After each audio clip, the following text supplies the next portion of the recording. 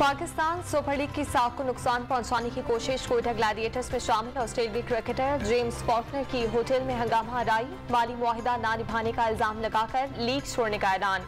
इल्जामात मुस्तरद। PCB ने रकम अदायगी के सबूत भी फराहम कर दिए। गैर मुल्की खिलाड़ी पर पाबंदी आयद।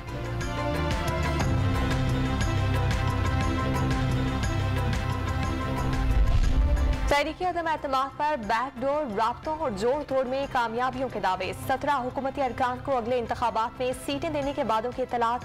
लीगी रहनुमा राना सनाउल्लाह का मतलूबा से जायद वोटों की हिमायत मिलने का दावा।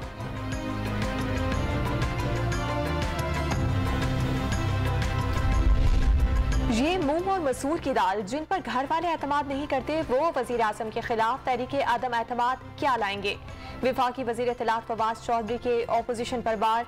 अफवाहें फैलाकर गैर यकीनी की सूरत हाल पैदा की जा रही है। मौलाना के कहने पर ना किसी ने इस्तीफा दिया न लिया, गुलाम सरवर का तंज। वजीर आला पंजाब उस्मान बुज़दार का बैनुल अक़वामी नुमाइश दुबई एक्सपो का दौरा और पाकिस्तानी पवेलियंस का मुआयना। पवेलियन में मौजूद अफराद और बच्चों ने वजीर आला के साथ तस्वीर बनवाई। उस्मान बुज़दार की मुत्तहिदा अरब अमारात के सरमायाकारों को पंजाब में सरमायाकारी की दावत।